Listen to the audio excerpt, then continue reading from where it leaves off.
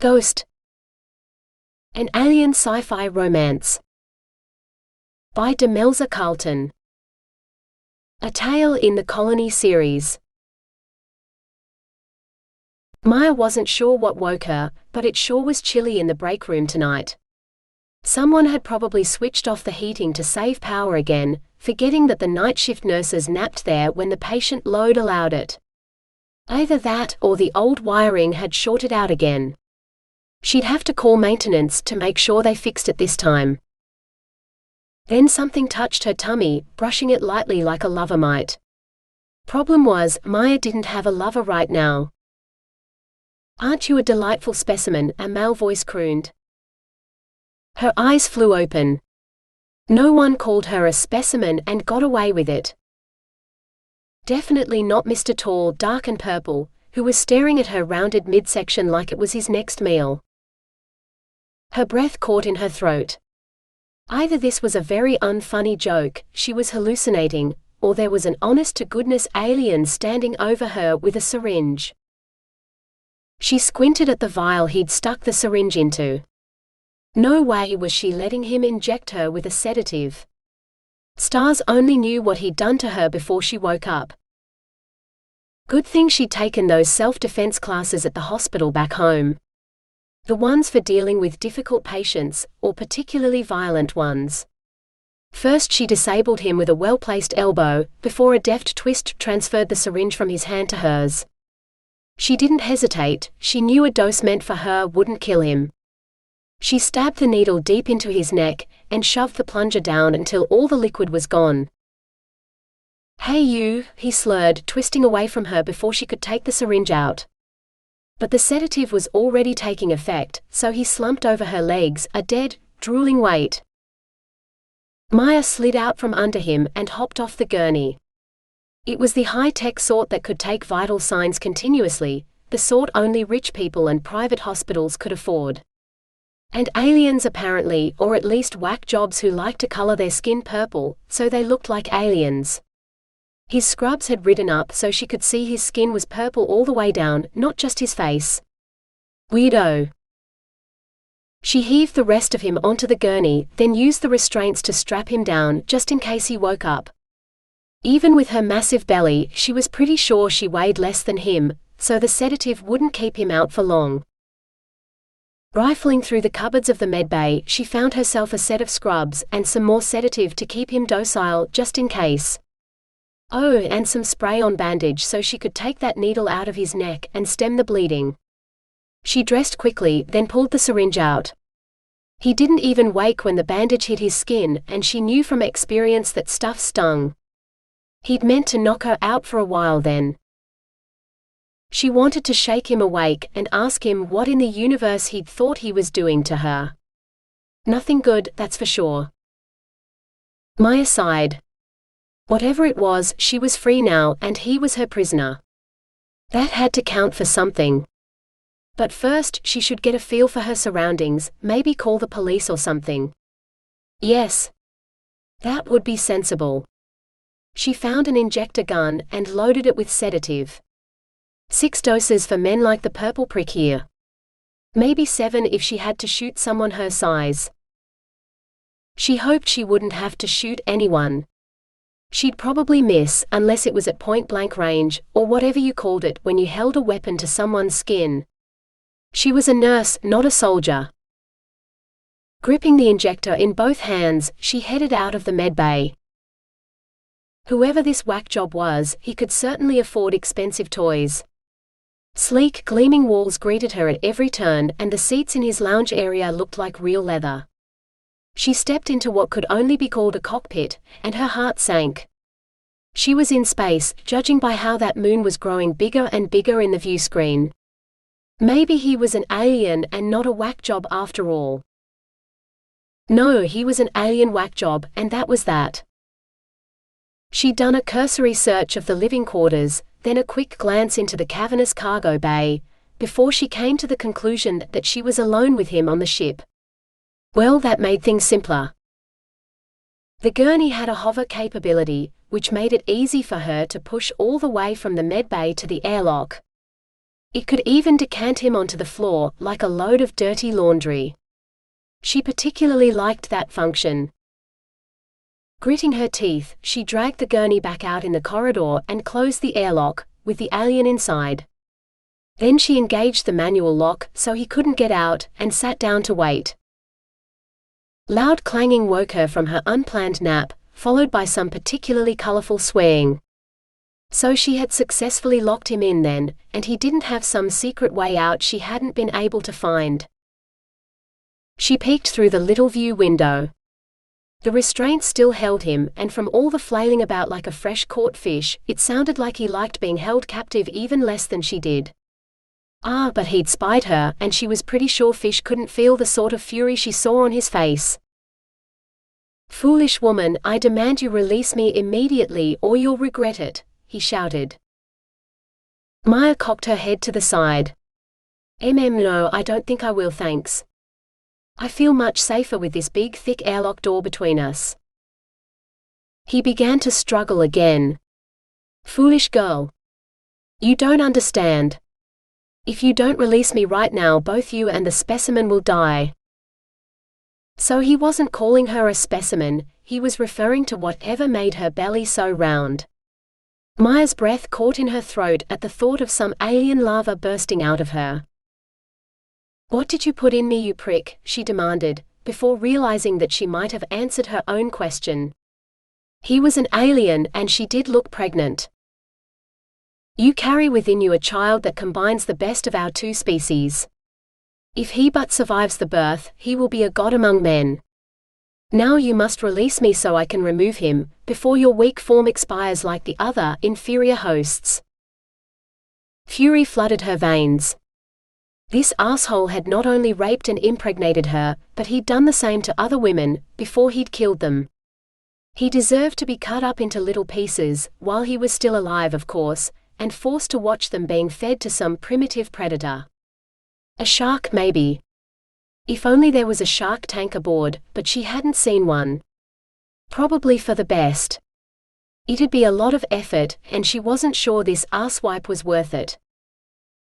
"We have a name for things like you," she spat. "Psychopath. Or serial killer.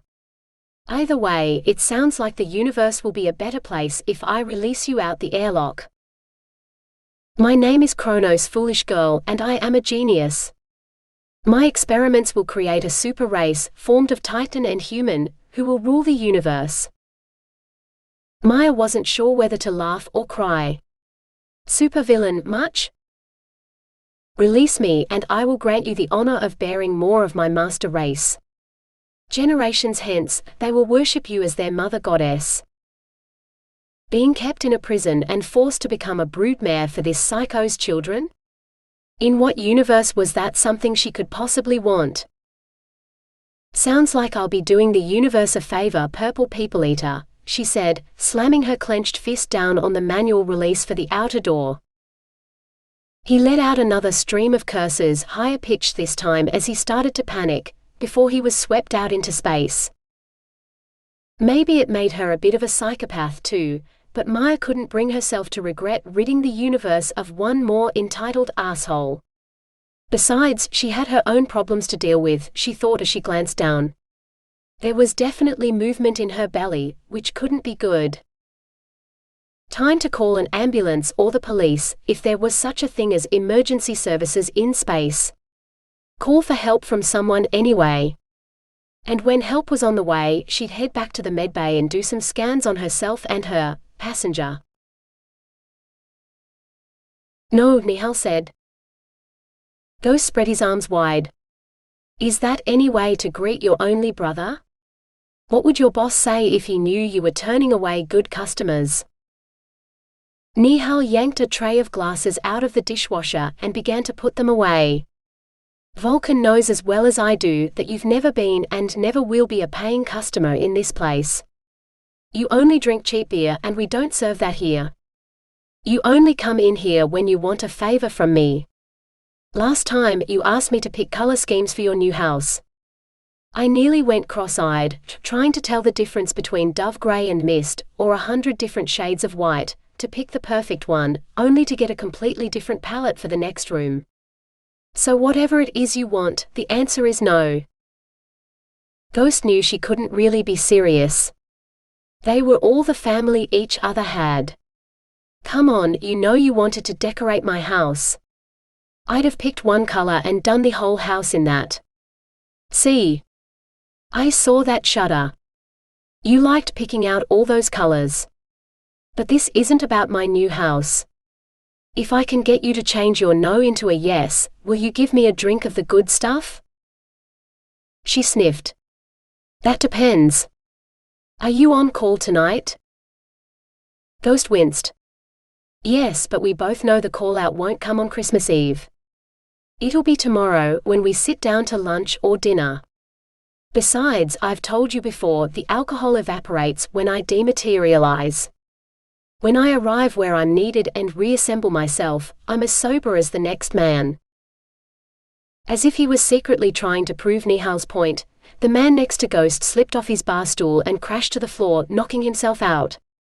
The fresh cocktail he'd held in his hand splashed everywhere, soaking Ghost's pants.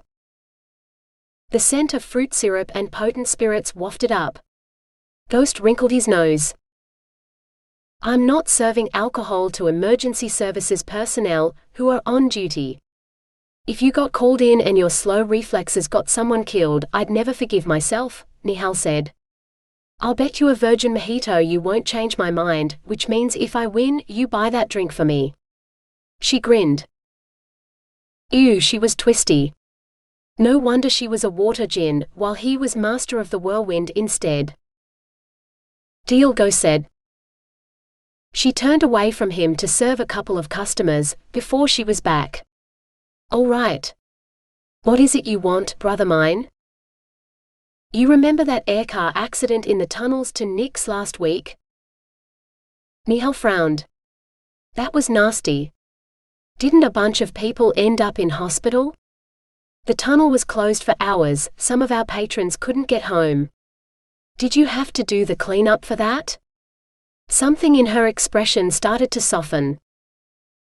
I was the first on the scene. The other guys needed to get into their EV suits, but you know me, I head straight in, naked, no suit needed. One aircar had crashed into the other, shattering several of the windows. Rapid decompression and loss of atmosphere plus damage to the ventilation units meant a carload of people got decompression sickness before the safety systems kicked in and sealed the holes. First thing I did was turn up the oxygen levels to maximum, which helped. But one passenger, he was just a kid, a teenager, he had heart problems. That's all he managed to tell me before he passed out. Because I was there first, I could relay to the others we needed emergency evac for him first, and he survived. Wanted to see me today to thank me, in fact. Said I'd saved his life. Ghost grinned. It wasn't often he got to be a hero, but it was an awesome feeling. That was what kept him going, even when his search and rescue callouts didn't have such happy endings. So you're a hero. You do a lot of good in emergency services, Ghost. Don't let anyone tell you different. Ghost managed to keep the smile on his face, but it was hard.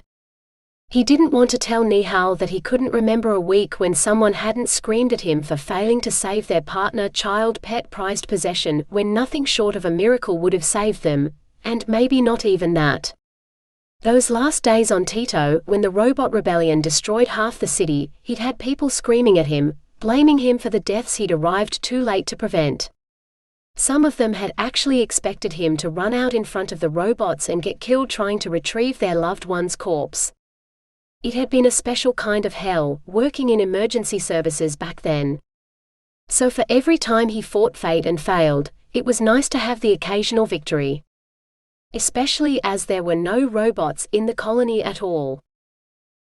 The colony was also the only place in the whole Alton system with cocoa beans, though the first crop had been very small and bought in its entirety by one business owner. Do you know a cafe owner called Dulcinea? Ghost asked. Nihal's eyes widened. You mean the woman who owns the chocolatery? She comes in here occasionally. She's quite partial to our pomegranate fizz, especially now we can get real pomegranates to garnish the glass. Ghost nodded. That's her. Well, the owner of the chocolatery anyway. I don't know what she normally drinks. I do know that she's the relieved mother of Pollux, a teenage boy who's lucky to be alive right now. Relieved and so grateful, in fact, that she said I could come in and choose my favorites to fill her biggest box of truffles to take home. Seeing as you like chocolate so much and your taste is oh so much better than mine. He suppressed a grin when he saw she at least had the grace to blush. Well, I thought what better Christmas present for my favorite sister than to ask you to make the selection, so you can enjoy all those chocolates? Nihal leaped over the bar and wrapped him in a tight hug. Yes. 1,000 times yes. You are the best brother, Ghost. He waited for her to get back behind the bar before he said, See? I knew you'd say yes. So does that mean I get that drink? Some sort of virgin, you said? Nihal raised her eyebrows. I didn't think you were into virgins of any kind. Now it was Ghost's turn to blush. Of course his sister knew he was attracted to women who were a little more experienced, who hadn't lived the most sheltered lives. Stars knew neither of them had been particularly sheltered, even on Titan. Ghost had gotten his taste for cheap beer when that's the best he could afford, and drinking the more expensive stuff seemed like forgetting where he'd come from. But this wasn't about women. Make me my drink, woman, he growled. If you weren't giving me a big box of chocolates tomorrow, I'd box your ears for that, Nihal said. She reached into the fridge and pulled out a jar of leaves, then plucked several out of the jar. Ghost couldn't remember the last time he'd smelled fresh mint. Nihal smiled. Wait until you taste the syrup. From real colony honey, harvested in the Aja Dome. The lime juice is still from concentrate, but I hear we'll have our first citrus harvest in a few short months, so it's not long to wait now. As Ghost watched, she assembled the cocktail layer by layer until she reached for the leaf jar again to pluck one more sprig of mint. For my hero of a brother, who gives the best? His comm buzzed. Ghost's heart tightened in his chest as he read the message. I'm needed at work. Sorry sis, I have to go. He gave the drink one last longing look before heading for the door. I'll put in the fridge for you, she called after him. I'll be back for it, he called back. Or so he thought. Maia slammed her fist into the console. That's it. Next time I do the universe a favor, I'm going to get the psychopath's passwords out of him first, before I space him. Or maybe I should have cut some bits off, just his hand, so I could use it on the scanner. She glared at the blinking scanner. None of this could help her now though. Kronos or whatever his name was had locked her out of the ship's computer system, so she couldn't view or change the ship's course, or switch on the comm to call for help. The only thing she could do was set off the distress beacon, because the controls on those were so simple an overtired toddler could activate it. Just one big red button under a lift-up cover, so no one pressed it by accident. Then again, if she did activate it, who was to say that more purple alien asswipes would home in on her and maybe do worse things than whatever Kronos had planned? Better to do that full medical scan so she'd at least know what her future held. Imminent death, unplanned motherhood, or something she hadn't considered yet? Whatever it was, it wouldn't make her current situation any worse to know more about it. Besides, if she only had hours to live, she'd like a chance to write a letter to her family, or a note for whoever found her body, before searching this ship for enough alcohol to make those last few hours pass comfortably. She dragged the high-tech gurney back to the medbay, so that's where she bent her steps. Unhooking the tablet that evidently controlled the gurney's higher functions, she climbed up onto the bed, and instructed it to perform a full health scan. Good thing Kronos hadn't thought to lock this system too, or maybe she simply hadn't given him a chance to, as he was using it at the time when she stabbed him with the syringe. Please relax and remain still, the tablet intoned. Maia set the tablet on the mattress beside her and tried to obey its orders. After a long moment, the tablet announced, "Scan complete." Maia snatched it up, scrolling through the data. Heartbeat, blood pressure, oxygen levels, all normal. She flipped ahead to the section where health alerts were listed. There was only one alert, a great big caution notice that the patient had a near-term pregnancy, therefore certain procedures and tests should not be performed, but several further scans were recommended. Maia ticked them all, then pressed the start button. Once again, the tablet ordered her to hold still. This time the wait seemed longer. Maia hadn't planned a pregnancy yet. She'd hoped to have found someone to co-parent with before she considered children. To be fair, she'd hoped to have finished her stint in space medicine, to complement her nursing and midwifery qualifications, so she could apply for a cushy colony job. Granted, being assigned to the Genesis was a coup she'd scarcely dreamed of pulling off, but after the terrorist attack, she'd been stuck in the right place and the right time to be offered a stasis pod on the most well-funded colony expedition ever to leave Earth. Instead of delivering babies for rich trophy wives though, she'd been reassigned as a field medic on the Magellan, one of the exploration vessels that had been conscripted as a scout ship when the war started, and she was willing to bet she now knew more about space combat wounds than her instructors back on Earth. She could remember her last shift so clearly. She'd been doing routine health checks on the crew, before the battle station's alarm had sounded. That meant all the crew had other places to be, and her job was to be well rested and ready when casualties came in. That meant tucking herself into one of the empty life pods in the break room, and grabbing a nap until she was needed. Life pods that automatically shut to protect the occupant if there was a hull breach or the command was given to abandon ship, because they were supposed to be for patients. So if something had happened to the ship and she'd been put into emergency stasis in the life pod, she could have floated in space for who knew how long before Kronos had found her to use in his breeding experiment. Or worse, some salvager had found her and sold her to Kronos. Maia suppressed a shudder at the thought of her unconscious body being trafficked through who knew how many unknown hands, before she'd wound up in her present predicament. Human trafficking was illegal, or at least it had been. How far into the future had her pod drifted before she'd been found? Long enough for men to revert to primitive barbarism where space cowboys did what they pleased? Yet if this ship and the gurney were any indication, technology hadn't advanced or regressed that much. Why, the ship looked almost new, which meant there was still an advanced civilization somewhere. Hopefully within reach of her distress beacon when she activated it. The tablet informed her that the additional scans were complete. Within her womb, she carried a healthy baby boy of estimated weight 3.8 kilograms, perfectly positioned for a natural birth. There were even pictures of the mite. Oh, he was sucking his tiny thumb. Maia took a deep breath, then blew it out, trying to think like a midwife and not a soon-to-be mum. She'd likely go into labor in the next few days, with a high likelihood of a normal birth without complications. She could induce the labor and help it progress faster, so she'd be less exhausted and more capable of handling the birth on her own, unassisted. That was better for the baby too. Of course, if there were complications, she'd be in no place to do anything about them, without someone to help. Both she and the child could die and no one would ever know why.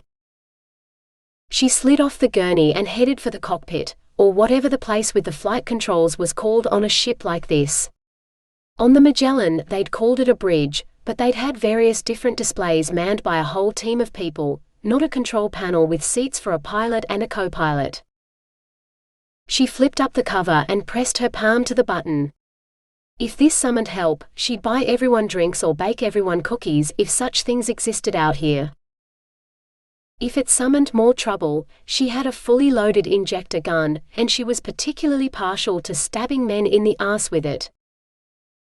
Distress beacon activated, the ship told her with the calm only artificial intelligence could muster.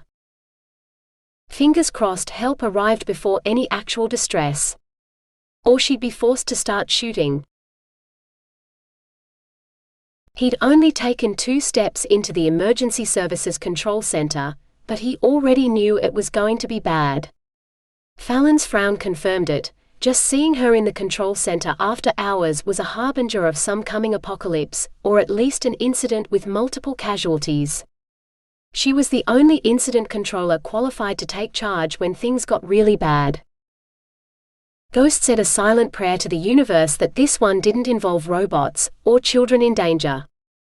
Everyone in the unit had their post-traumatic stress triggers, and those were his. "What's up, boss?" he asked. Fallon might be the harbinger of the apocalypse, but she was a breeze to work for.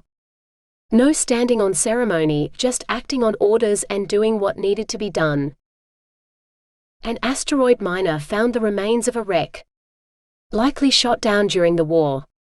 It seemed like a standard salvage operation, until they found occupied stasis pods in the debris. Some of them were damaged, and the mining ship doesn't have the right medical facilities to handle pulling potentially injured people out of stasis. We're sending a team in to assess the situation and escort the pods here. Ghost scanned the screens. Fallon couldn't take her eyes off. Looks like a scout ship. Not new either, could be human or Titan, picked up as part of the evacuation and parked in a colony ship's hold until arrival. Hiding out in the asteroid belt, I'd bet on civilians, mining for supplies, likely with their families along, Ghost said. His heart sank. Fallon nodded. Could be. We won't know until we start cracking the pods. That's why I sent a stasis tech out with our team. The team had already gone, without him. Not unusual because Ghost could get there faster than any ship, but he dared to hope. Want me to go out there and take a look? He asked. Fallon shook her head slowly, eyes still glued to the screen. We have eyes out there already. The mining ship crew are seasoned, all experienced with EV operations. I need you to deal with a distress call that just came in. She pulled a new picture onto the screen. The burro, listed as a cargo hauler, presumed lost during the war, but it looks like a brand new space yacht to me. Currently on a course for New Hope's moon, though it's anyone's guess why. Maybe they intended to come here instead, but they developed an engine fault. Some sort of fault anyway, because they're not answering comms. If they don't correct course, they will crash into the moon. Think you can head out there and check it out for me? Ghost grinned. My guess is the rich bastard who owns the yacht was getting busy with his current mistress on the control panel, and she kicked the distress beacon by accident. By the time I reach them, they'll be done and the course correction will be already in the works. Bet you dinner they're still at it when you get there, and you get an eyeful that you won't be able to get out of your head for days. I'll bet you drinks too if you can find a single fault with her. Physically, I mean. Deal. Not that he needed another dinner and drinks at her expense, he still hadn't collected on the last bet he'd won. Dinner and drinks for two, maybe he'd take Nihal out for Christmas dinner tomorrow when he returned from this call-out. Because there was no way Fallon would win this bet. Oh, and leave your clothes in the change room like a normal person. Last time your undies ended up on my desk, and I had a meeting with the watch commander that morning. Ghost sketched a salute. Sure, boss. They hadn't even been his undies. He suspected one of the other guys had done it as a joke, but until he knew who it wasn't worth arguing about. He headed for the change room and stripped off, laying his ordinary underwear on top of the rest of his uniform in his locker. How Fallon believed the skimpy, glittery briefs she'd found could ever belong to him, he wasn't sure. A mystery to solve some other day, he told himself, as his body shed its matter and became the whirlwind, like the karma attache he was. A creature who could ride the solar winds through the vacuum, no cumbersome spacesuit required. He'd be aboard the burro in no time and back in the colony, before he knew it. Maia needed a nap, but she needed nourishment too. Whether the alien had stocked the galley with anything resembling food, well, that was another matter. If he hadn't, she'd have to use some of the nutrient packs in the medbay and hook up an IV line. There might be thousands of ways to die in space, but Maia was not going to give in to something as common as starvation. No, she'd likely die birthing this alien baby. But not before she'd eaten dinner, she swore. The first few cupboards she opened contained nothing but alcohol, the good stuff, top shelf only, and all from Earth. Had Kronos stolen this ship from its unsuspecting human owner? Maia wouldn't have put it past him. Perhaps throwing him out the airlock had been more merciful than he deserved, seeing as he'd likely done the same to the ship's owner. Maia shuddered, and not from the cool air pooling at her feet from the open cabinet. They were climate-controlled, nice. If Kronos had cared enough about his stolen Earth booze to refrigerate it, then surely there'd be something edible in here somewhere. 4 cabinets later, she hit the jackpot, shelves full of boxes labeled Pret a Manger, which her high school language lessons told her meant ready to eat. Just like her, she thought, tugging out the nearest box. She laid it on the counter, then ripped the tape off with her fingernails, too impatient to find a knife. The tape came away with most of the lettering, so now the box only said manger, which is exactly what she hoped to do with the contents. She'd expected ration bars or something dehydrated, but instead she found vacuum-packed lobster in some sort of sauce. Luckily, the instructions came in several languages, so she unwrapped the top tray, put it in the heating unit, and set the temperature and timer. While her meal cooked, she searched through the cabinets for something to drink. No alcohol, of course, but she hoped for a fruit-flavored nutrient drink, like they'd served in the mess aboard the Magellan. Once again, the ship's owner surprised her with a selection of fruit juices. Maia cracked a can of what promised to be apple and strawberry juice, and sipped the stuff straight from the can.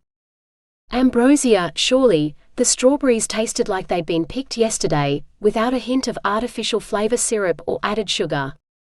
She could live on the contents of this kitchen forever, or at least as long as supplies lasted. No, she wouldn't starve. She'd finished the can of juice by the time the heating unit chimed to tell her that her lobster was ready, so she grabbed a second can of juice to wash down her meal. If she survived the birth, she'd open a bottle of wine, she promised herself. Right now, she toasted the first real lobster she'd ever eaten with white grape juice, and hoped her luck would hold long enough to deliver help on the way and a safe birth. The burrow looked fine on the outside, no hull damage or unusual radiation emissions. If it weren't for the pulsing distress beacon and kamikaze course, Ghost wouldn't have looked twice at the space yacht, for that's definitely what this beauty was. Cargo ship indeed. He bypassed the airlock and slipped through the gaps in the ship's radiation shielding, swimming through the current in the wiring until he took form in the cockpit. The deserted cockpit. Ghost punched the air in triumph. He'd already won his bet with Fallon. Christmas dinner was sorted. He pressed his palm to the reader, but the control panel didn't recognize his imprint. Ghost cursed. Every ship in the system was supposed to respond to an authorized emergency services agent. Luckily, he was a being of both energy and matter, and he could tickle the sensors until, bingo. The view screen lit up with status displays, framing the view of New Hope's moon, which the display had helpfully labeled as Endor. Ghost shrugged. Someone must have named the moon, so Endor must have meant something important to someone. Now he could see the charted course. The burrow really was headed into lunar orbit on the dark side of Endor. Hiding from someone, obviously, but whether they'd intended to rendezvous with someone to transfer a cargo of contraband, attack the colony, or something entirely harmless, Ghost didn't know. What he could see was that there was nothing wrong with the ship, not a warning to be seen. Let Fallon or someone else figure it out. He opened a comm channel with the control room and slipped on a headset. Colony Control, this is Ghost on the burrow, over. Sitrep Ghost. Over. The ship seems fine. Nothing wrong with the engines, hull, radiation levels, air quality. The only thing that seems slightly suspicious is the charted course into orbit on the dark side of New Hope's moon, staying out of radar range of the colony the whole way. Over. Confirm Ghost. Charted course is to New Hope or Endor orbit. Ghost almost laughed. Fallon knew the name of the moon? Of course she did. It must be some strange human reference. Endor. You got anything else on radar out there? Negative, Ghost, but I'll get someone on it. Could be stealthed. Any survivors? None that I've seen on the flight deck. I haven't left the cockpit though. Someone set off the distress beacon, Ghost. Report back when you've done a more thorough check. Out. The comm went silent. Ghost swore under his breath. He wasn't normally this stupid. He could search the ship, or he could get the computer to do it for him. He swiped a hand across the console, commanding it to scan the ship for life signs. He waited a moment, before an image of the ship appeared on screen. The only heat signature was his own in the cockpit. The ship was empty. Where had everybody gone? Wait, what was that? He blinked, but the image looked the same. Yet for a moment there, he thought he'd seen the red spot in the cockpit move. Must have imagined it. What he didn't imagine was the sharp pain in his neck, or the darkness that followed. He didn't even have time to swear. It was a male voice that woke Maia, one she definitely didn't recognize. She shouldn't have eaten that second portion of lobster, but it had been so good, before it put her into a sort of food coma on the soft leather couches in the galley. She should have done a more thorough search of the ship, if she'd missed a second man. Alien. Asshole. Whatever. Good thing she still had the injector gun. This guy was going down. She followed the sound of his voice until she reached the cockpit. He'd managed to unlock the control panel, which meant he was undoubtedly part of this ship's crew. He had that same lavender shade to his skin too, so he was definitely an alien. Kronos' accomplice, who deserved a similar fate, she was sure of it.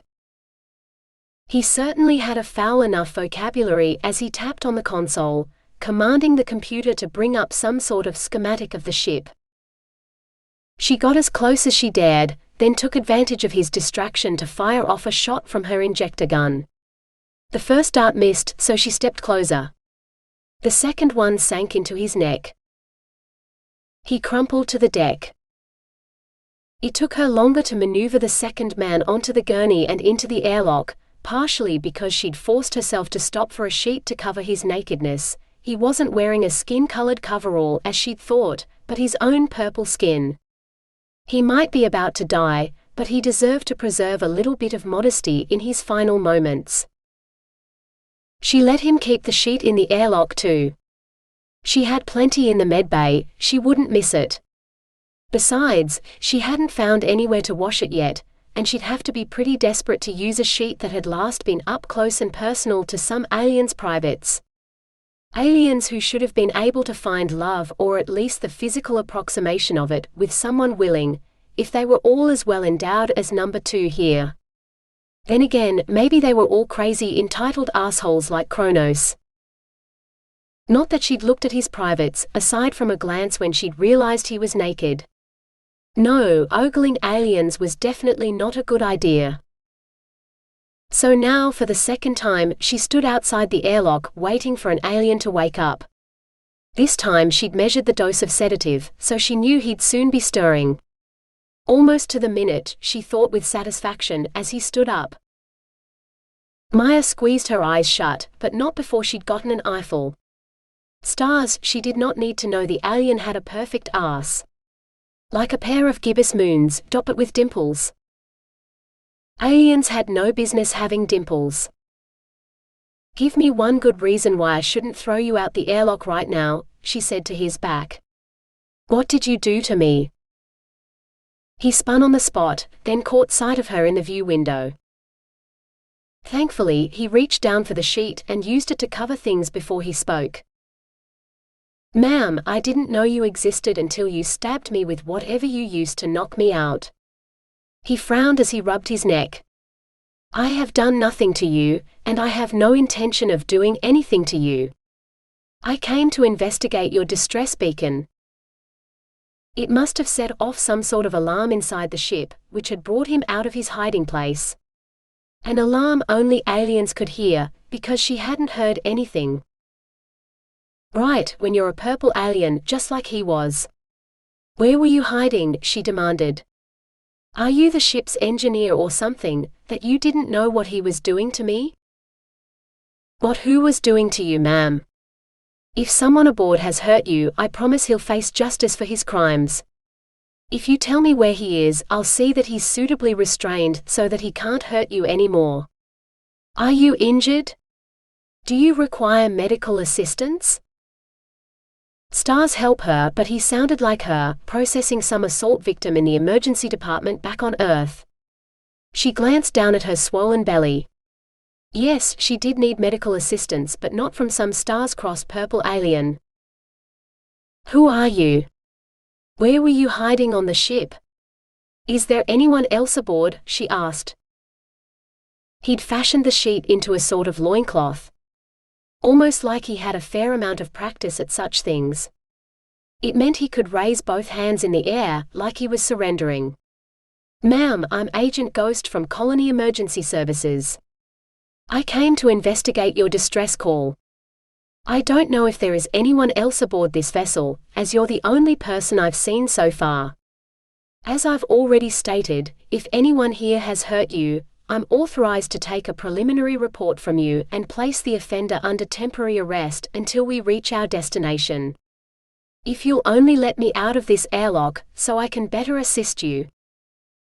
She wanted to believe him. Truly she did. If that was all true, she could let him search the ship, and navigate her to somewhere with decent medical care and maybe even a qualified obstetrician. She'd settle for a moderately experienced midwife. But he was a purple alien, and she knew better than to trust them. Where's your ship then?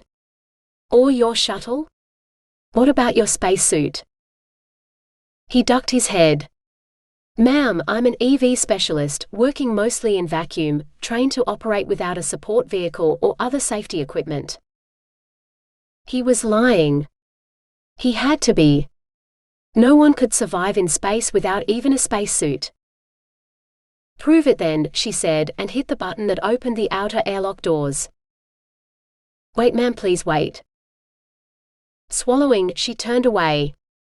She didn't want to watch this one die. Ghost's body hit vacuum and he could only swear inwardly as his body lost integrity and disintegrated. Well, that had gone well. The guys back in the office would laugh their heads off at him when they read the report on this one. He almost wished he had walked in on an orgy in the cockpit. It would have been easier to live down.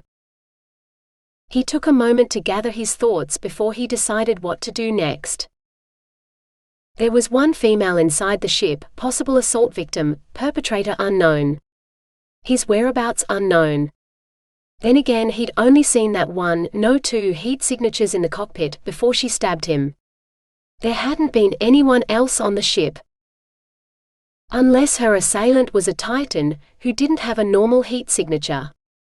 He'd have to search the ship himself to be certain, and without being seen by her assailant. So his first task was the one Fallon had given him: search the ship for signs of life. Neutralize any threat said lifeforms posed. Assess the woman's injuries. Then take corporeal form and report back to base. He flew a search pattern, then did it again, just to be sure.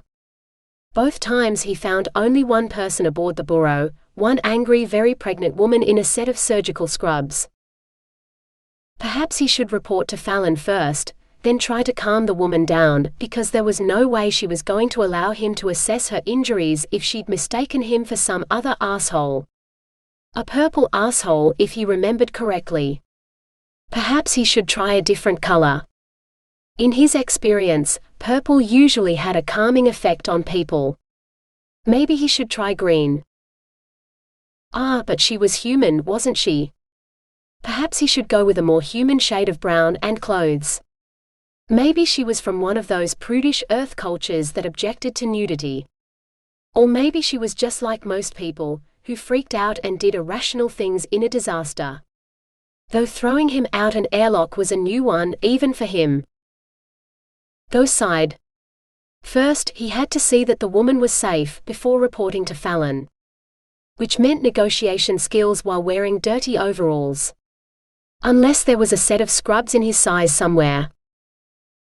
When he headed for the galley where he knew the pregnant woman was, he wore green scrubs over human-colored skin. She couldn't possibly mistake him for whoever had hurt her now. A mystery man who was no longer aboard the ship. Had she shoved him out the airlock too? Gutsy move for a pregnant girl. Ghost found himself grinning. He could almost like her if she hadn't tried to kill him and all. Yeah, there was that. Attempted murder was something he was supposed to report. Something else he could worry about later, when he had to calm Fallon. Yet another reason he should wait. First, he had to build enough trust with the girl so he could assess her injuries. He cleared his throat as he entered the galley, just in case she hadn't heard his footsteps. Then he held up his hands and sidled away from the doorway, giving her an easy exit. "Ma'am, I just need to ask you a few questions," he began. She shot up out of her seat and pointed what looked like an injector gun at him. Ah, so that's how she'd stabbed him, she'd shot him. Clever. "Please put the gun down, ma'am. Like I said, I'm from Colony Emergency Services, and I'm here to help you. I can't do that if I'm unconscious, or if you throw me out the airlock again." Why aren't you dead? Does that mean the other one isn't dead either? Her hands and the gun with them trembled. "I'm a trained specialist, ma'am. I'm one of the few agents who can operate in a vacuum without needing transport or a suit." "That's not possible." "I assure you, ma'am, it is. I'm a karma attaché, which is a kind of jinn." "You're one of the aliens we're at war with." "A titan." Pity smote him hard. How long had she been held captive on this ship? Long enough to get pregnant presumably, but the war had ended more than 3 years ago. "The war is over, ma'am. Humans and Titans signed a peace treaty and now share the colony on New Hope, where I live when I'm not out in space answering distress calls." He wanted to say more, but his training made him hold his tongue. This wasn't the time for sarcastic comments. "What system is this? And what planet is your New Hope?" "We're in the Alton system, ma'am, and New Hope is the 7th planet from the Sun. The first 3 planets, Beta, Gamma and Delta, belong to the Titans, and the other 3, Elysium, Styx and Gaia, I believe they're called, are human planets. New Hope is the only neutral planet, where we live in peace in the colony." He recalled the last couple of call-outs he'd had inside the colony. Well, mostly in peace. Some assholes would start a war with their own shoes just for something to fight. She lifted her head, her eyes begging for something he suspected he couldn't give. "I don't suppose there's a hospital in your colony, is there? With all the latest in medical technology?" "Yes, ma'am, there is. The best medical facility in the Alton system is right down on the surface of New Hope. Under the Colony Dome, in Metropolis City." There are no cities in the Alton system. At least there weren't. Instead of giving her comfort, he'd freaked her out again. Stars, he sucked at negotiating. Maybe that's why he got yelled at so much. It was built at the end of the war. A joint project between humans and Titans. But mostly humans, because the Genesis had been full of the construction crew who built the ship, tradespeople with the necessary experience. There had been a few Titans there though. Ali for one. It was her presence on the construction crew and her assurance that she'd be living in the colony that had given him and a whole lot of others the confidence to become first settlers. She'd closed her eyes, squeezing them shut as if his words hurt her. A long moment passed before her eyes popped open again. "Take me there," she said. "Yes, ma'am," Ghost said, relieved. "What shall I tell the hospital about your injuries?" She let out a breathy laugh. Tell them I've just gone into labor, and stars only know what sort of alien baby that prick put inside me while I was unconscious. She doubled over, clutching at her belly. Ghost felt all the blood drain from his face as he swore. Are you serious? As a supernova. Swearing some more, Ghost raced for the cockpit. Maia blew out a breath and straightened. Braxton Hicks' contractions were a nuisance, but they were bearable. At least she wasn't really in labor yet. Those contractions would be much worse. All the more reason to know more about this man and where he'd come from, if he hadn't been aboard the ship, helping Kronos. She heaved herself out of the chair and headed after the chameleon alien. Whoever he was going to communicate with, she wanted to hear every word. Colony Control? This is Ghost on the Burrow. I have your sitrep. Ghost was his name, she remembered, and was this ship called the Burrow? It fit. Butter to go with the boxes of lobster in the galley. One survivor aboard the ship. Injuries unknown, but she's in labor. Request immediate permission to land. What's that, Ghost? You're breaking up. Must be the moon blocking the signal. I said I have an injured woman in labor. Having a baby. Need to land now. Have a medevac team ready. Can't land. There's no room at the... A burst of static erupted from the console. In. Please repeat that, Control. You said there's no room at the inn? Ghost said. Cargo bay full. Mining ship blocked, no entrance. Will clear. Can. More crackling. Can you stay stable? You want me to what? Stay in a stable. I have a woman in labor. Medical emergency. With a baby. Unlike in the galley, Ghost definitely didn't sound calm anymore. There was a definite edge of panic in his tone. Maybe she should come clean and tell him she wasn't actually in labor yet. Star's Ghost, just get into a stable orbit and hold your position. The mining ship beat you here, and we're using every aerobridge in the cargo bay to evacuate people from damaged stasis pods. Wait your turn. I'll update you in 12 hours. Fallon out. Ghost buried his head in his hands. Maia stepped forward, not sure what to say but certain she had to say something. Then another of those stupid fake contractions seized her as something warm trickled down her leg. Great blithering black holes. Now was not the time for her waters to break. So much for Braxton Hicks, these contractions were about to get very real and very painful. Mr. Ghost, I'm going to need your help getting to the med bay.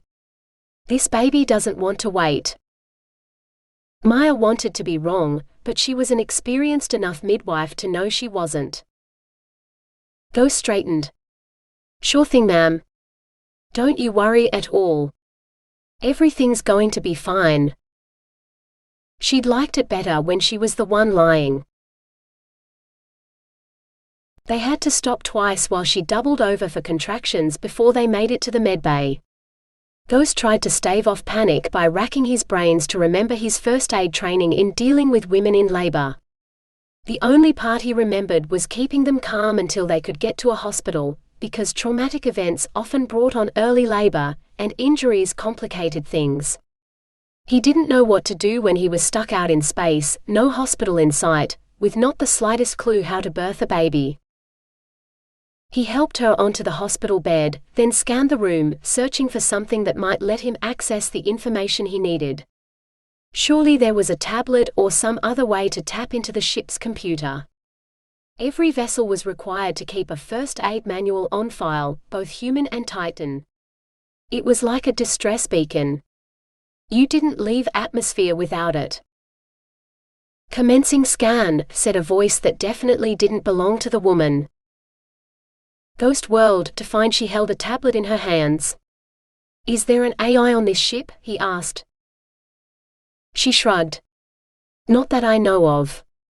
Just a computer that talks and responds to voice commands, because it's too hard to properly disinfect your hands if you have to keep touching the screen all the time during a procedure. Scan complete. Patient is 3 centimeters dilated, mother and baby heartbeats are both normal. Estimated time of arrival. She shook her head at the tablet. No. That'll take too long. Mr. Ghost, can you check in the cupboards for some oxytocin? I'm sure I saw some earlier. Oh wait, I left it on the counter. There. She pointed. Hand me the vial and the dish beside it, please. Ghost was familiar with plenty of drugs, but this wasn't one of them. What does it do? He asked as he picked up the items. He had to wait while she tensed up through a contraction before she said, "It'll speed this up. I don't want to still be in labor during re-entry." She gritted her teeth through another contraction. But surely pain relief would be better. Or waiting until we land. Ghost began. She laughed through gritted teeth. This baby wants out now, and the only way to stop labor once it's started is to get the baby out. Unless you're a secret anesthetist or qualified surgeon, the only way that's going to happen is the old-fashioned way. Pain relief would be wonderful, but the only ones I'm qualified to administer will make me too dopey. So unless you're an expert at delivering babies, Mr. Ghost, I suggest you just let me get on with things. With practiced ease, she ripped open the packaging, filled the syringe, then injected the contents into herself. She smoothed a little sticky dressing over the wound site, then thrust the dish full of rubbish at his chest. Get rid of that, will you? A new contraction seized her, and Ghost turned away to search for somewhere to put the rubbish. By the time he'd found the disposal chute, she was panting as the pain ebbed. A brief respite. Ma'am, are you sure I shouldn't find you some pain relief? Ghost asked. Or I could try and raise a midwife at the hospital to see if she can talk me through this. I've never birthed a baby before. She laughed again. Well, I've never given birth to one before either, but you're in luck. I've been on the catching side more times than I can count, so even if it's my first time throwing, I'll be calling the shots as long as I'm conscious, not some alien midwife I don't know. It was on the tip of his tongue to tell her he didn't know if the colony midwives were human or Titan, but it wouldn't much matter. Not if comms between the Bureau and Control were already acting up. I might be able to help if I could find some sort of manual, he said instead.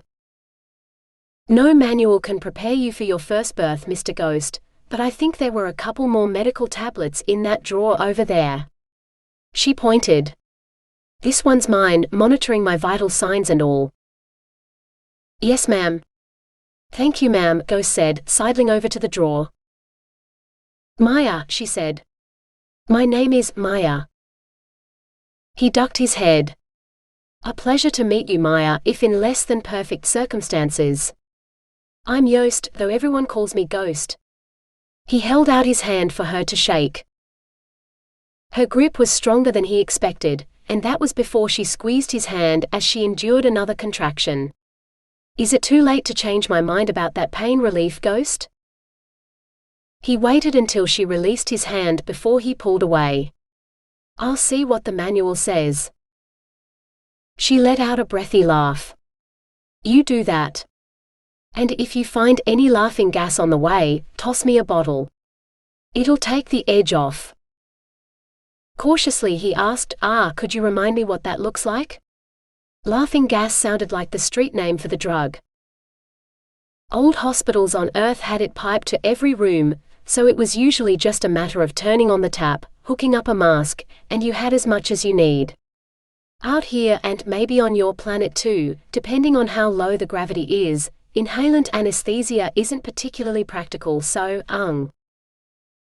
Ghost waited for the contraction to end, so Maia could finish. She managed a weak smile. It was a joke. You won't find nitrous here.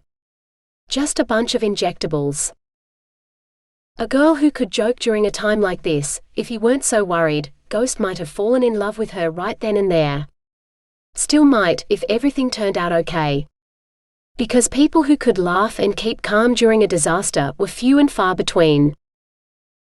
Probably a good thing she was pregnant, and not likely to be looking for love anytime soon.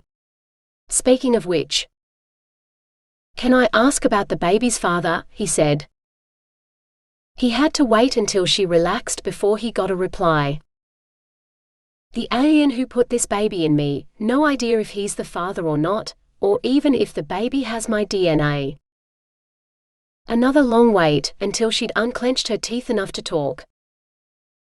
"I found some medical records, indicating it was all done by IVF. Me and..." She made a painful sound in the back of her throat. "He did this to a whole bunch of women. It wasn't just me. The others." Stars, were there other women aboard this ship too? They'd have to be in stasis, because he hadn't detected any life signs. He needed to contact control, they'd have to let him land, with multiple casualties and all. The others didn't make it. Not sure if he was just incompetent, or if something went wrong with the pregnancy or the birth. If I hadn't woken up. Ghost's heart constricted in his chest. How could she be so calm, talking about a long line of past murder victims, knowing she'd only narrowly avoided being the next? Maia deserved a medal. If I hadn't woken up, who knows how many more women he'd have forced to carry his engineered babies. How many indeed? If the man had still been here, Ghost wanted to space him himself. What happened to him? Ghost asked. He figured he already knew, but he needed to hear her say it to be certain. I threw him out the airlock. Just like you, only he didn't come back. Yet. Can all aliens? This time, he didn't wait for her to finish her sentence. No, very few Titans can survive in a vacuum, and of those of us who can, only a handful can take human form as well as an incorporeal one. I mean, there are air and water and earth elementals who can switch between their element and a human form, but only energy elementals can survive more than a few seconds in vacuum. So unless he was a fire elemental or a karma attache, like me or one of the other creatures who use M radiation for energy, you should be safe. She relaxed, though whether from his words or the end of the contraction he couldn't be sure. Nodding, she reached for the tablet, which announced that it was doing another scan. Dilation at 6 centimeters. Estimated time of arrival.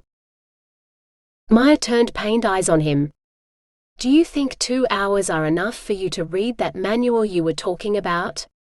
Because... One look at her scrunched up face and Ghost fancied he knew how much pain she was in. He didn't want to be her right now. Ma'am, I promise you, by the time your baby arrives, I will be an expert on anything childbirth related that's contained within the ship's database, Ghost said, waving the spare tablet he'd finally found in the right cupboard. Maia smiled wanly, still panting. Just don't faint on me, Ghost, and you'll be fine. Somehow, he didn't think so, but he pasted a reassuring smile on his face and tried to look like he agreed with her. Of course, inside he was going to pieces like she'd thrown him out into the vacuum again. She probably would if he botched this birth, which, short of a miracle, was pretty much a certainty.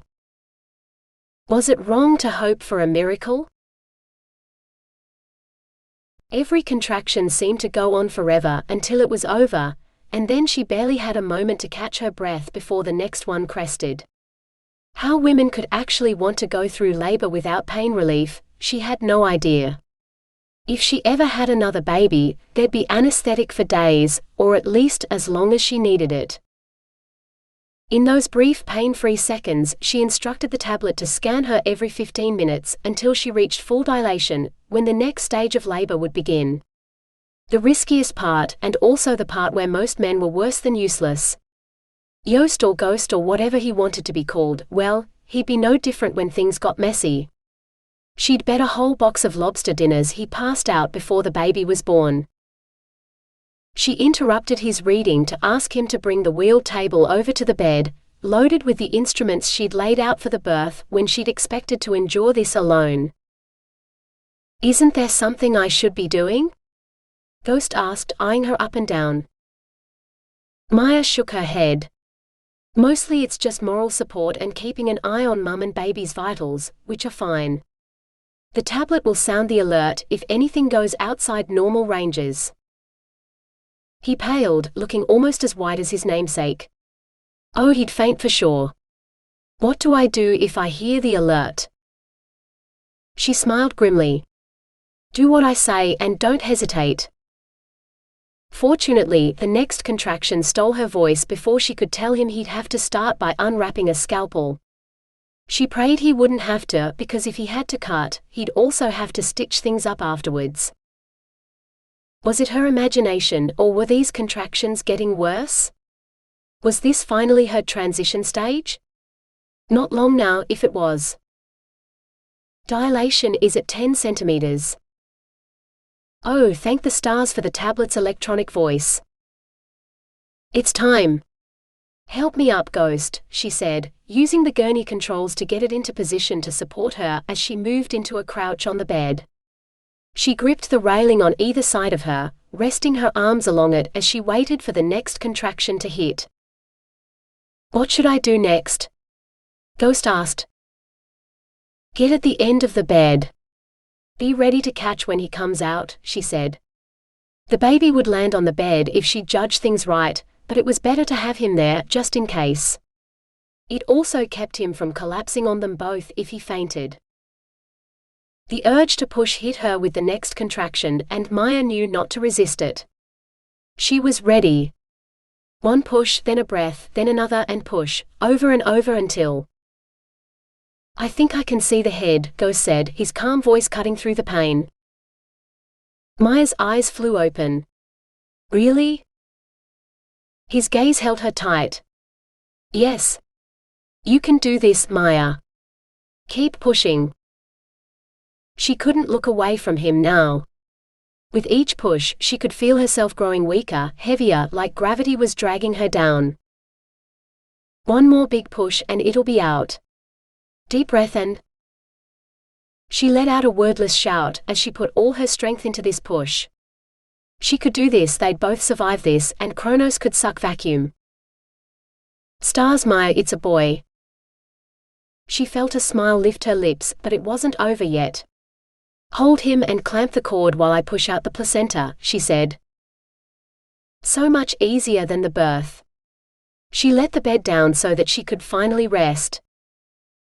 "Now give him to me so you can put the cord in a stasis canister and dispose of the rest," she instructed. She lifted up her shirt so she could lay the newborn on her chest, while Ghost did everything she'd asked. She shook her head, sure she'd witnessed a miracle, a man who could actually be an asset during a birth. Ghost appeared at her shoulder. "Can I see him?" Maia tugged down the neck of her shirt, so the baby's head appeared between her breasts. Baleful eyes regarded her for letting the cold air touch him. "He looks like my grandfather." I can almost hear him say, "Maia, have you been a naughty girl?" Maia stared at the baby, her son. "I'll call him Christos, after my grandfather." She turned her beaming smile on Ghost. "Thank you. I'm not sure I could have done this on my own." That's when she realized she'd lost her mind because she kissed him. Time stood still the moment Maia's lips touched his. Actually, the whole universe might have stopped, he wouldn't have noticed. She was all sweetness and light, passion and heat, the opposite to the cold vacuum of space, yet he was closer to going to pieces now than when she'd had him in the airlock. At the same time, it felt like every molecule in his body jostled together, closing the gaps between them, trying to get closer to Maia. If he didn't stop it, his body was going to condense into something resembling a neutron star. He forced himself to break the most incredible kiss he'd ever experienced, and the moment they parted, his knees wobbled, not wanting to hold him. Grown men did not swoon, he told himself, as his spinning head threatened to make a liar out of him. "I'll go see if I can find something to use as a cradle for the baby," he said. Even taking a single step away from her proved a massive effort. Perhaps she had a small singularity hidden in her pocket somewhere, something with a far more powerful pull than a mere neutron star. Yet he managed it, one step after another, until he found himself in the galley. Not the sort of place he'd hoped to find a cradle, but there was an empty box on the counter with the word manger printed on the side. A couple of blankets, and it might do until he hunted up something better. There was linen in one of the medbay cupboards, so he found blankets and sheets enough to turn the box into a passable cradle. When he turned to offer it to Maia, though, he found she was fast asleep, with the baby cradled to her chest beneath her shirt. He didn't have the heart to wake them, so he left the box on the table beside her bed, and headed off to find somewhere he could sleep too. The chime of an incoming call woke Maia. It wasn't the first time she'd woken since Christos was born. She'd had to put him in the makeshift cradle Ghost had left on the table, but this was the first time she wanted to leave her bed, instead of going back to sleep. So she rose, donned a clean set of scrubs, then took Christos out of his cradle and put him on the gurney instead. Just as she'd suspected, the bed could reconfigure itself into something suitable for a newborn. Now there was no adult patient on it. It could monitor his vitals too in case something went wrong. Not that anything should go wrong with such a healthy-looking child.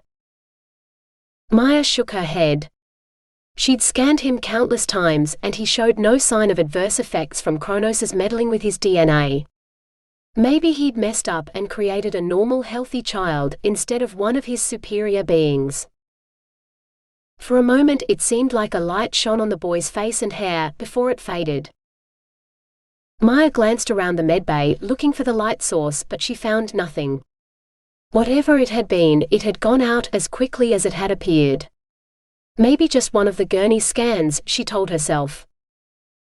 The chime sounded again, louder this time. Maia padded out into the corridor, seeking the source of the chime. It was coming from the cockpit, of course, where Ghost lay draped across the pilot's seat, snoring. The control panel wasn't locked anymore, so she reached over and touched the glowing button that would answer the call. "This is Colony Control. You're 2 hours late on your sit-rep, Ghost," the woman on the screen said, not waiting for Maia's video feed to show she wasn't talking to Ghost. Well, not until he stopped snoring anyway. Maia pasted a professional smile on her face. "Greetings, Colony Control. My name is Maia, and Mr. Ghost here is resting." The woman leaned forward and squinted at her screen. "Aren't you supposed to be in labor?" Maia laughed.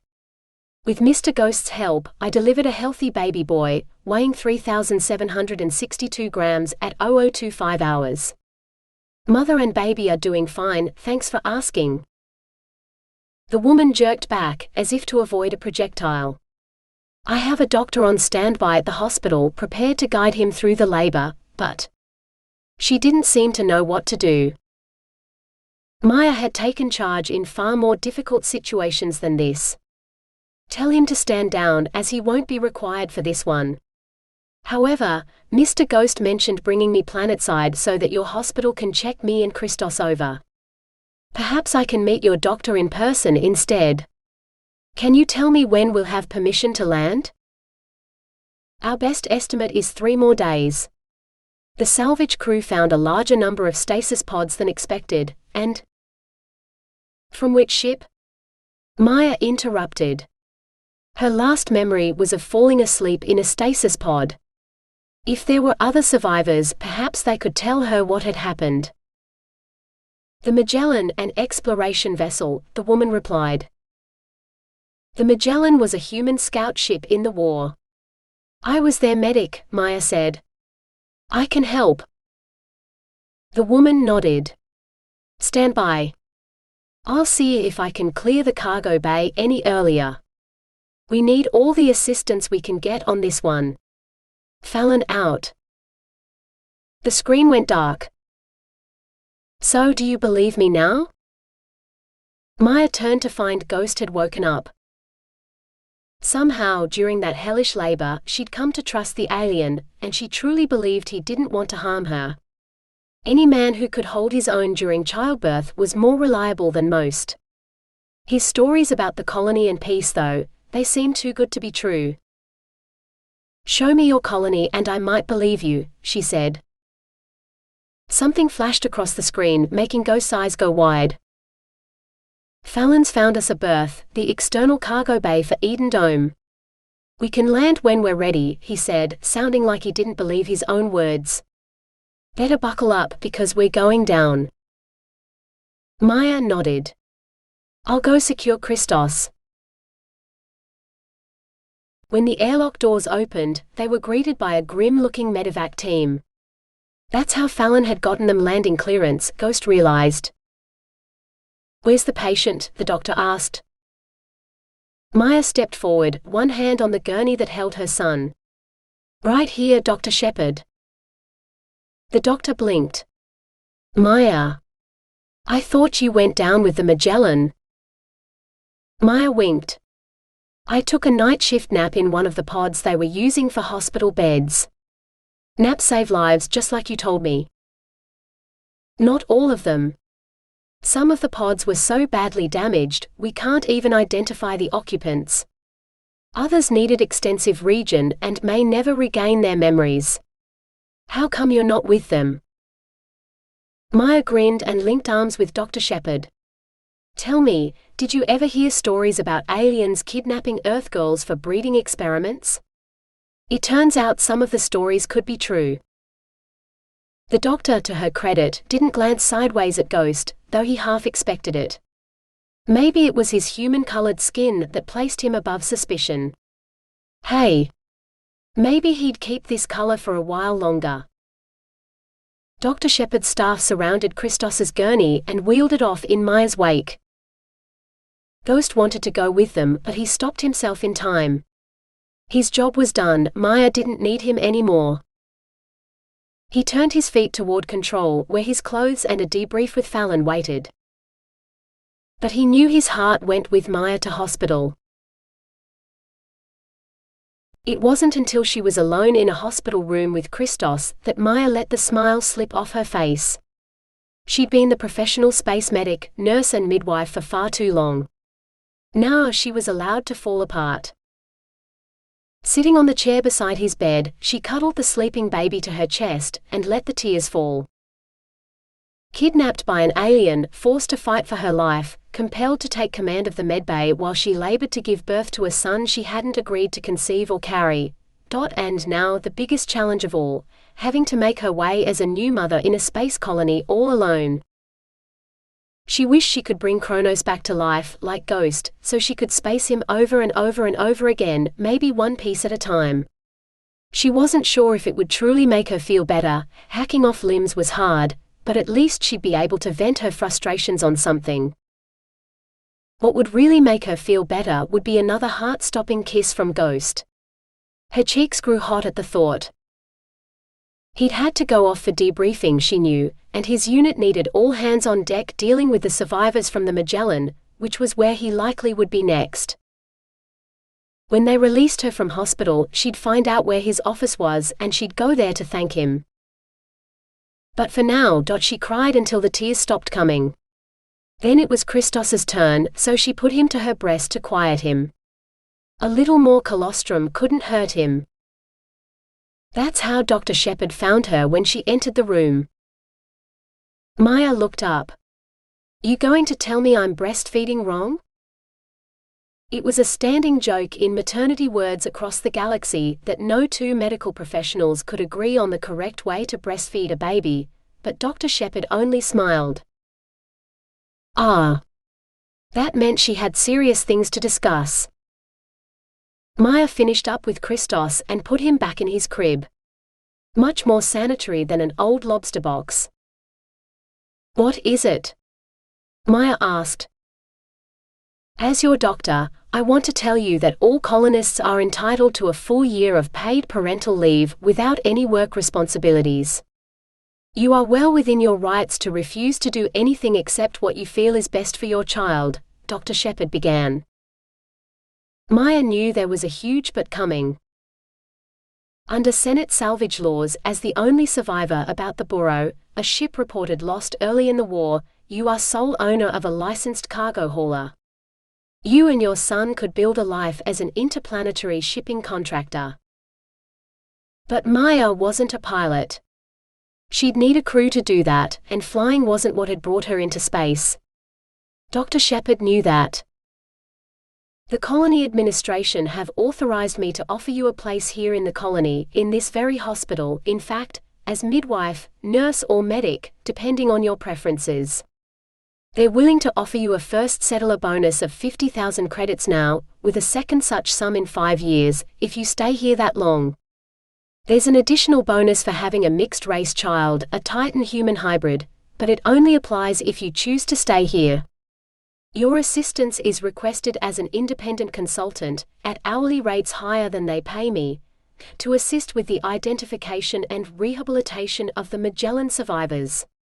Off the record, I can tell you it'll be a minimum of 6 weeks' work, and likely more, enough to pay for you to fly that space yacht around the system for a year, or, if you choose to stay here, you could trade it for one of the luxury family apartments anywhere in the colony. Dr. Shepard had supervised some of Maia's births back on Earth, and Maia knew the woman's professional opinion was worth listening to. What would you do? Maia asked.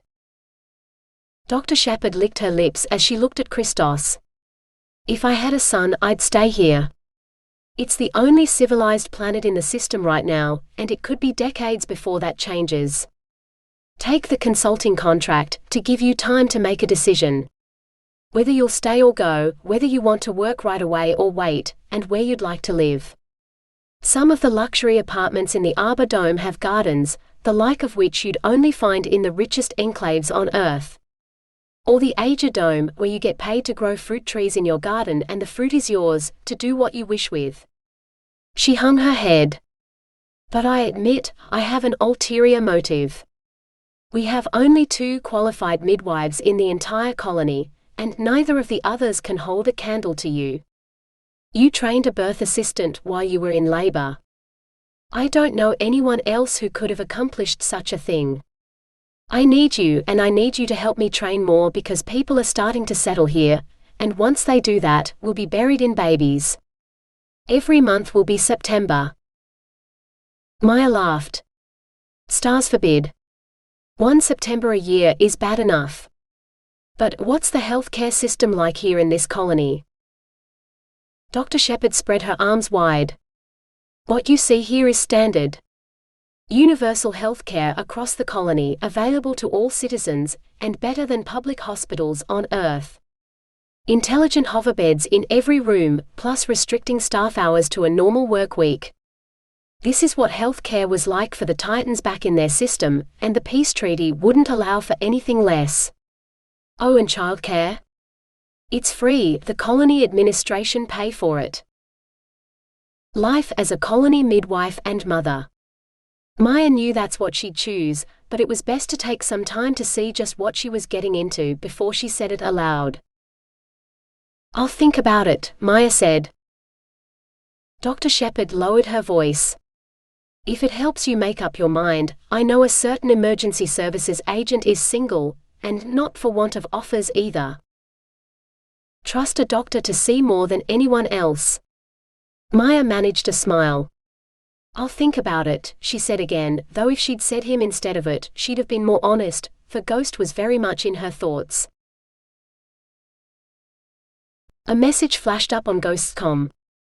His heart leaped at the thought that it was from Maia, but he came back down to earth when he saw it was from the housing office. His new house was finally finished, and he could move in today. Perhaps that's what he needed, a few days off, moving house, settling into the new place to get his head straight. Stars knew he hadn't been thinking clearly since he met Maia. She hovered on the edge of his thoughts, no matter what he was doing. Every time he entered Metropolis City, he had to force himself not to walk into the hospital and asked to see her. Like she'd want to see the alien she'd thrown out the airlock, and been forced to rely on to deliver her baby. Now she was in far better hands, she had no need for him. It was for the best, he told himself. So he collected his meager belongings from his tiny box of an apartment, keeping costs low so he could save his money for a proper house, and headed out to the Arbor Dome. A soft breeze rustled the leaves overhead, almost like real animals had been introduced to the forest, though he knew it was too early for that yet. Oral in Eden had told him birds would be first, and squirrels were at least a year away. If he played his cards right, he might be able to get one as a pet, or at least tame a wild one. Time would tell. Past the ornamental lake and deeper into the trees he strode, all his possessions thrown into a bag he could carry over his shoulder. Then the trees started to thin, and he knew he was nearly home. The first cabin he saw was exactly like he'd pictured it, likely because it was a life-sized version of the picture in the brochure. The synth-wood walls looked like real timber, rustic as some Earth reenactment village on the outside, but as shiny and new as any apartment in Metropolis City on the inside. Each hidden from one another by trees, so it was almost like there was no one else in the world but you in your log cabin and matching synth-wood fenced yard. And there it was. Home. Right on the edge of the compound, closest to the dome wall, a house bigger than he'd ever dreamed of having. All the overtime, all the danger pay, working every holiday, rescue mission after rescue mission during the war, risking life and limb over and over and over again, it had almost been enough. The loan to cover the rest wouldn't take him more than a few years to pay off, and his 5-year first settler bonus would cover the rest if he didn't pay it off by then. Here he could find peace. Ghost touched his hand to the reader at the entrance, and the door creaked open. He laughed aloud. The builders had done their work well. He pulled the door closed behind him and breathed it in. Synth-wood walls and furniture added to the rustic charm, with windows, oh how he'd missed windows, looking out on the forest in every direction. Even the bed frames were made of synth-wood, in all 4 bedrooms. A pointless extravagance for a man who lived alone, but Ghost knew in his heart he didn't want to be alone forever. Maybe one day, when he no longer got flashbacks from the robot rebellion, or the war, or all those other disasters he'd like to forget, he'd hopefully find someone he wanted to share his life with. He stared at the bed in the master bedroom, and his mind flashed to seeing Maia on that hospital gurney. Then the vision changed, so she reclined on the pillows on his bed instead. He'd never seen anything he wanted so much. Maia here with him.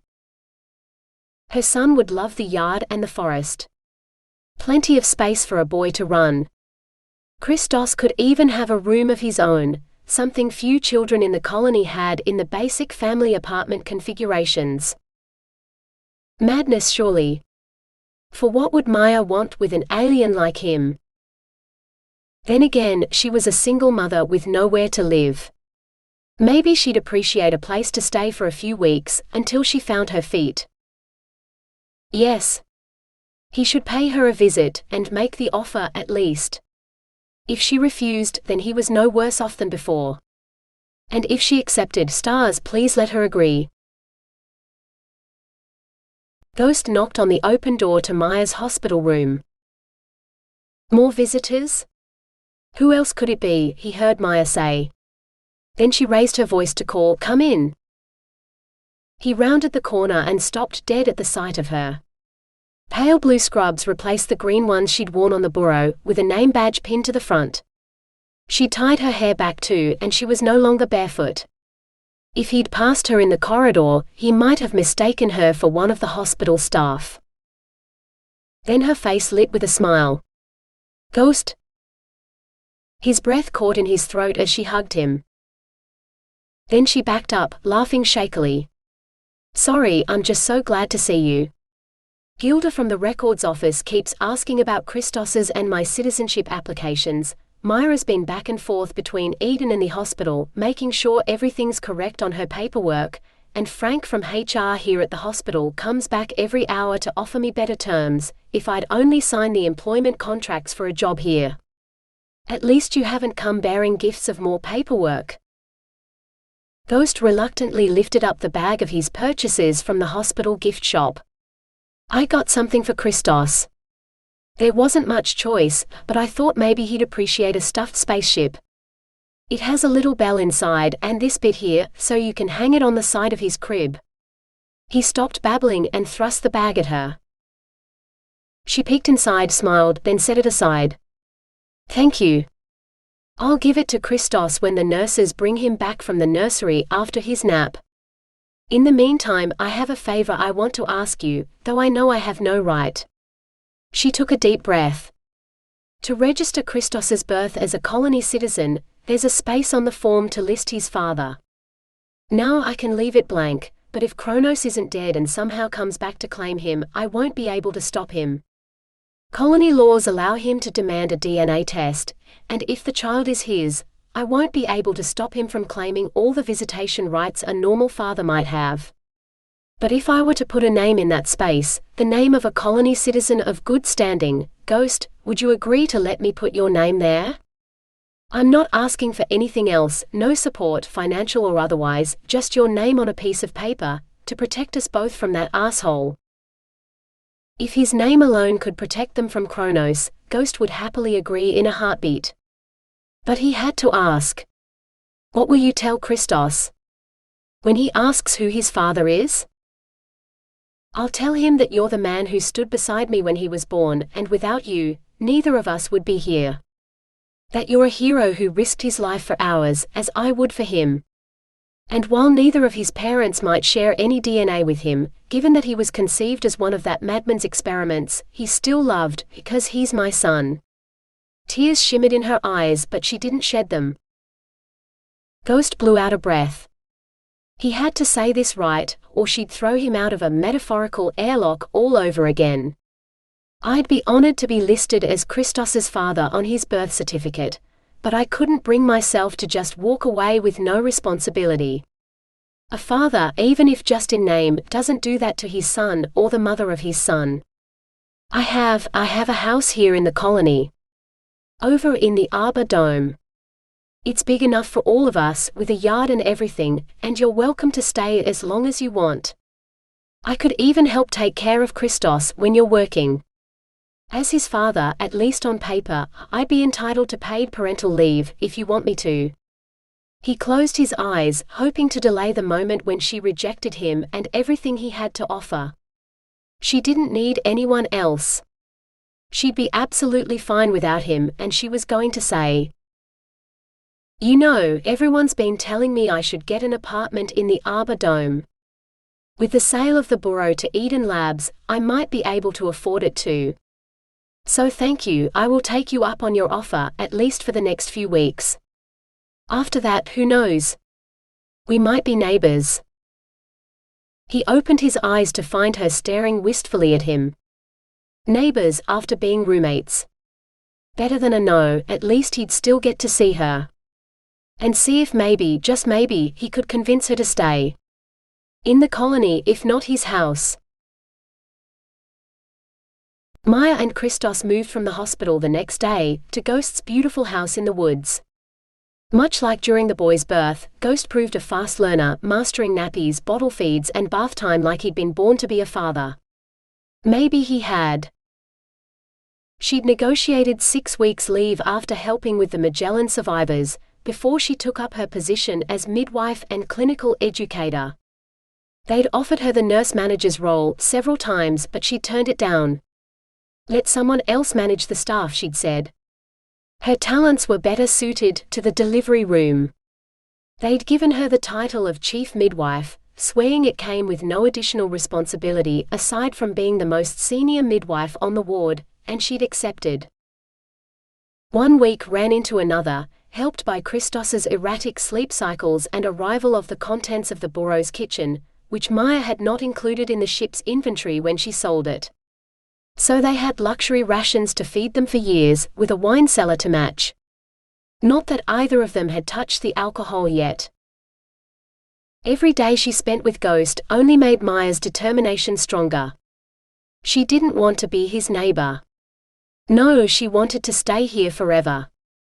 Let him be Christos's father in much more than name. And maybe, just maybe. She didn't dare put her hopes into words, but held them tight in her heart all the same. When the time was right, that would change. She just had to wait a little longer. 6 weeks. 42 days since Maia had come into his life, and they'd been the best days of his life. Ghost now knew he never wanted her to leave, but the deeper she slipped into motherhood and her job at the hospital, the less she needed him. She'd only been assisting with the other Magellan survivors so far, no more than an hour or two's work a day, but next week she'd start doing full shifts on the maternity ward.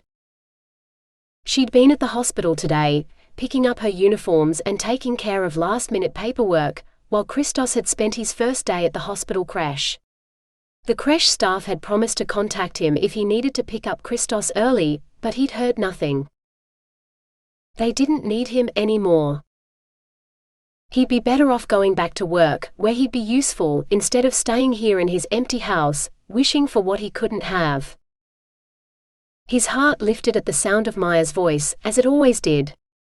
A pity she didn't feel the same way, for she'd gone out of her way to avoid even the most casual physical contact, while they shared a house together. Not that he'd tried to touch her, or said anything about his feelings for her. He hadn't dared. Yet when she stepped into the living room, she threw her arms around his neck and kissed him. It was over before Ghost's brain had time to process this change, and then it just seemed to be filled with a sort of pink fizz. Maia held up a sheaf of papers. It's official. Christos and I are both colony citizens, and first settlers. Because he wasn't born in the colony, I managed to argue that he was entitled to the same perks as any other child citizen, and the registry office agreed. Plus the money from the sale of the bureau came through today. Which means we now have enough money to buy a home, and I know exactly which one I want. Ghost's heart sank into his boots, but he fished out a smile and pasted it on his face. For Maia. So which place did you choose? One of the full-size cabins, or one of the tiny houses they're just laying the foundations for? We'll still be neighbors, right? Her face fell, and he had his answer before she'd even opened her mouth. Let me just put Christos to bed and I'll tell you everything, she said. He played all day in the creche and fell asleep in the air car.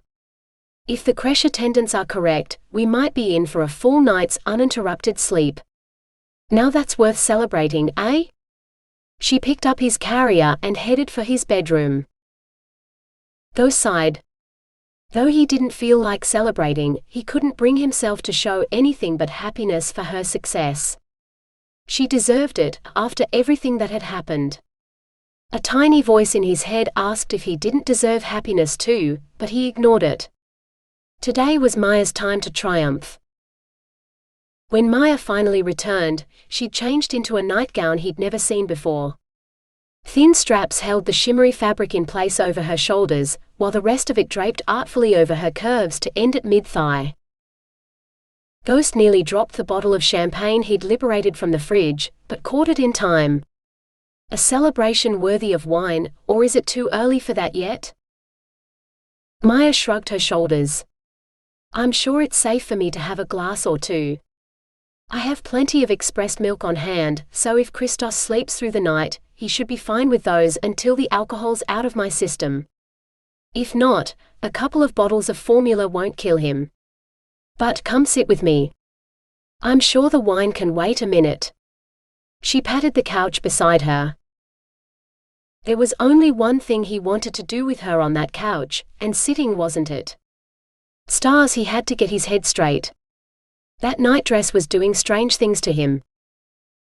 His butt had barely touched the couch before she blurted out, "We're not going to be neighbors, Ghost." He swallowed, then swallowed again. This wasn't about him, it was about what was best for Maia and their son. I understand. An apartment in Metropolis City would be closer to the hospital and the creche. Plus all the restaurants. He stopped as her finger touched his lips, hushing him. I've loved living here with you so much, Ghost. I don't want to leave, but I don't want to impose on you either. He opened his mouth to say she could never impose, that he loved having her here, loved her, but her hand still stopped him. So I made some inquiries about property prices, and this one in particular, and I discovered you have a mortgage on it.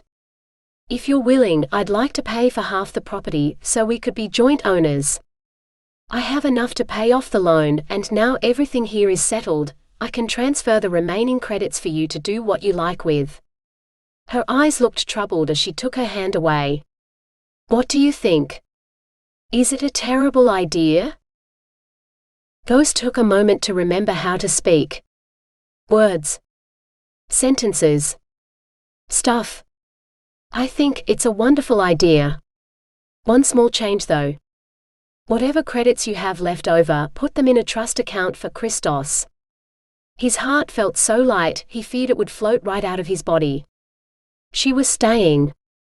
She wanted to stay with him. Can I open the champagne now? She fell back against the couch cushions. Stars, yes. I was so scared you'd say no, and I'd never get to the second thing I wanted to ask you. Whatever she asked for, he'd give it to her. He wanted to say the words, but he knew they'd sound crazy, so he busied himself with the champagne bottle instead.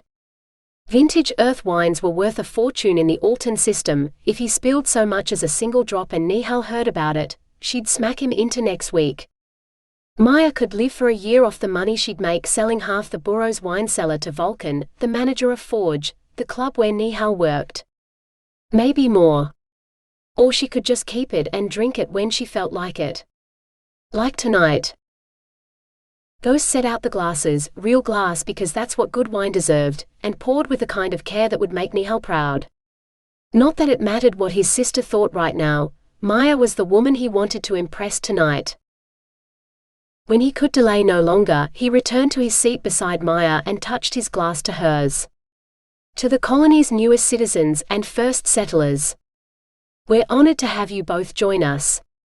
The colony will be a better place for new families, now and into the future, with you here. Tears glistened in her eyes as she laughed weakly. Hold on, hero. I've only delivered one baby in this system, and I needed your help for that.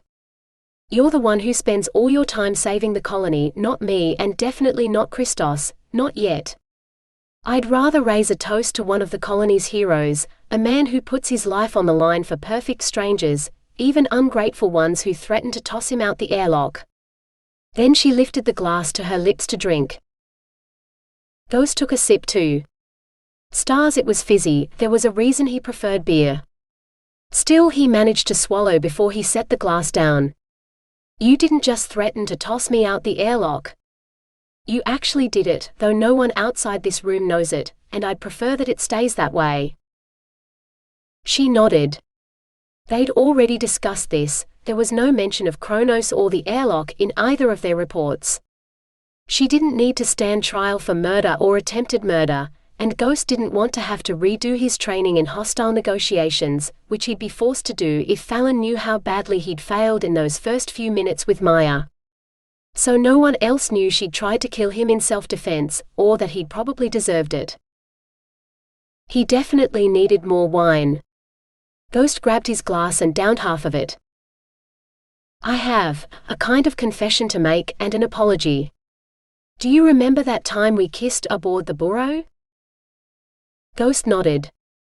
How could he forget? He dreamed about that kiss. And other things too.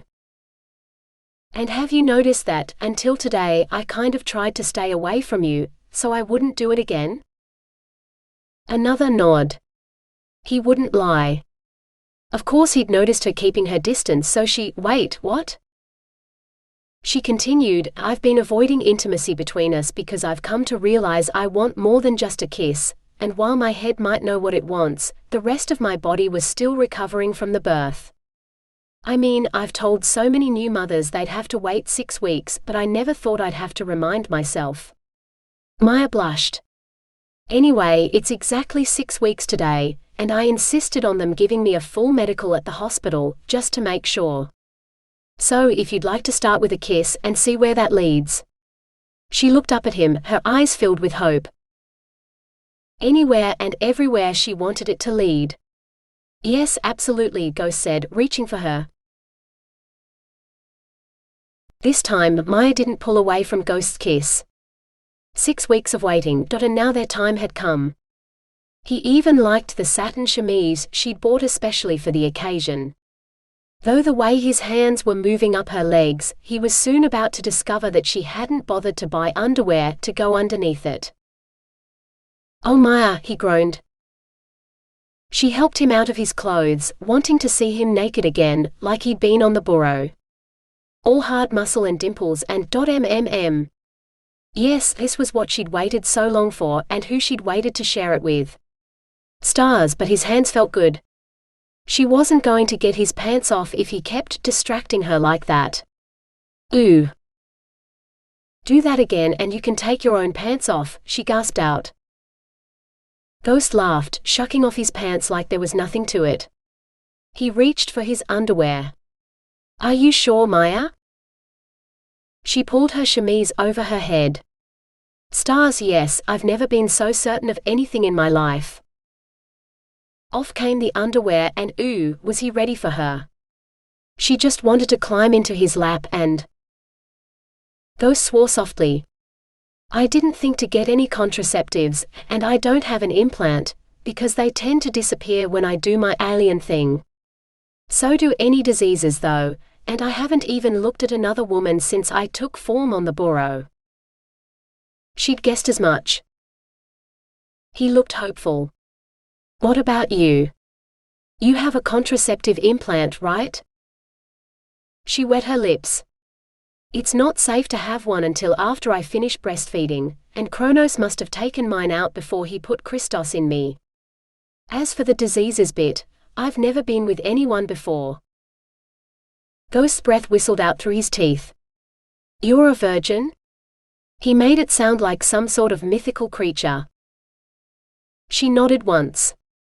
"I never found a man I trusted enough to get naked with, and because I knew I wanted to join a space colony, I never really looked. Out here with the war and all, I hadn't even thought about looking before I found you." "But you've never?" "With a man, no. Or with a woman. I had some battery-operated toys that I used in the privacy of my bunk on the Magellan.